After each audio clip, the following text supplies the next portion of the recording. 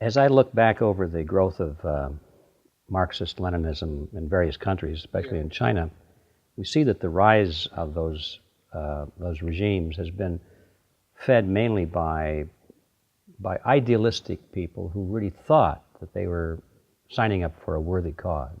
They thought they were going to help mankind in some way or another. They had bought into the slogans of Marxism, for example.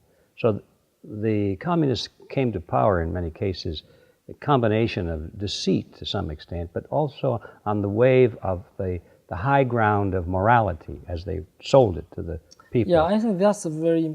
But right now what interests me about your movement is that you're pulling that out from under that rug out from under their feet. You're exposing the fact that that is not the high ground of morality. That's right. In fact, it's the depths. And so you agree with that appraisal? Yeah, I think there are three different groups of people in the history of communism. The first group was those like Marx, Engels, Lenin, Mao Zedong, or those very high-rank communist officials. They knew what they were doing. They did not believe communism themselves, but they used that as a tool, as a slogan, as ideological weapon. And another group, so-called like real ideologists, they were attracted by the communism theories.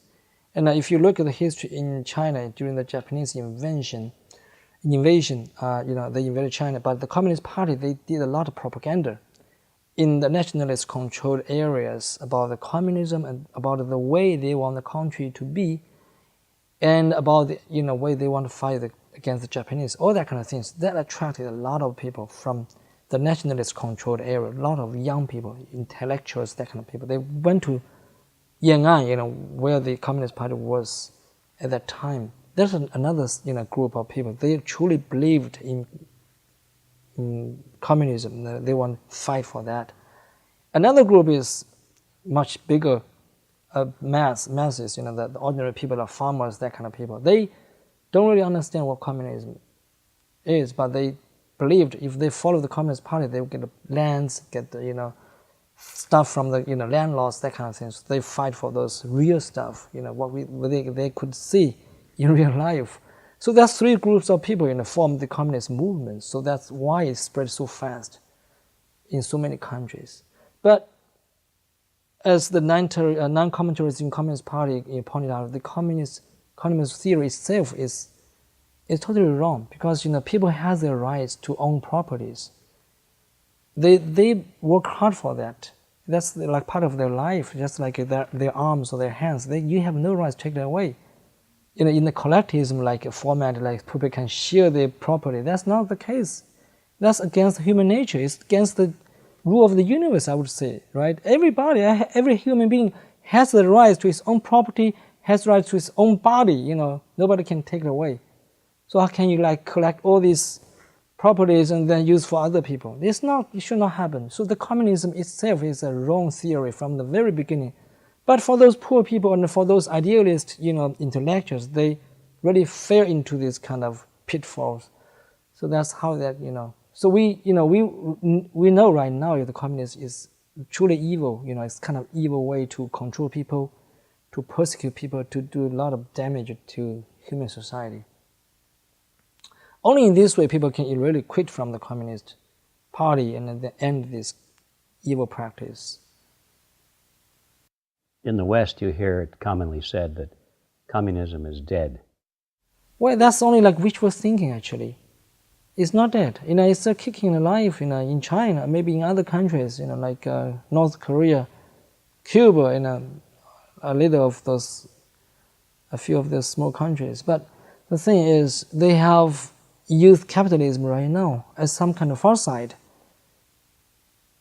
To play with people right now. So actually what they have been doing, they are trying to everything they could to cover up. They distort the history. They tell lies about what happened in previous years, things like that, because they control the medium. So I don't think we should have any illusion, about what's happening in China. It's like, if you engage with China, with capitalism, then the Communist Party itself will evolve for the better. It's not happening. Will not happen. Well, that was, in fact, my next question going to be that, because it's commonly said that if we trade with China and we send them aid and we become partners with them, and as the Chinese people get used to television sets and internet and all these wonderful things, that they're going to change for the better and become more like us. Well, that's, as I said, wishful thinking, because if you look at the communist history, during the year of 1945, when the Japanese is about to surrender, though the Americans sent a delegate to the place where the Chinese Communist Party was staying in the northwest part of China, and the Mao Zedong told the delegation members, said that we are going to build China like America. We're going to have a democratic system. We are going to have multi-party government. We're going to have people to elect government officials. All kind of beautiful things. They have even published an article in a newspaper run by Communist Party. The article says, the author said, I had a very good impression to America since I was very young. Not only because America has never invaded China, also because American people are so generous, so have such a big hearts. We love them, so we want to be like them. So American government was duped. And they supported the Chinese Communist Party in the very beginning in the Civil War. And they forced the nationalist army to stop attacking the Communist Party armies. So they had plenty of time to get the weapons from the Soviet Union, to get weapons from the Japanese surrenders, and the armies were trained by the Soviet armies. So they got strong, and they fought back against the nationalists. And then the nationalist armies lost their essence during the war against the Japanese. They lost more than 3 million soldiers, all good soldiers. So that is why and how the communists came to power in China. And the same thing happened right now. They say that we're going to do trade with you, that we're going to become market economy, you're going to become this and that. But actually, if you look at the China itself, everything is still controlled by the communists. And they still have the information blockade in China. Nobody can know the truth in China, That's what's happening. If we have this wishful thinking, they're doing trade with them, actually we are sending the money in the Chinese Communist Party hands. They become bigger and bigger. They continue to persecute the Chinese people. And when they are big enough, they're going to do something against America for sure. And they have put out the threat already, recently. They could use, nuclear bombs, that kind of things against America. Let's get on that one more solidly. Are you saying that the Chinese Communist Party still considers America to be enemy number one? Well, actually, if you look at the propagandas, made by the Communist Party in China, right now, they say that Taiwan is the most sensitive issue for Chinese Communist Party, or for Chinese people. They use this word.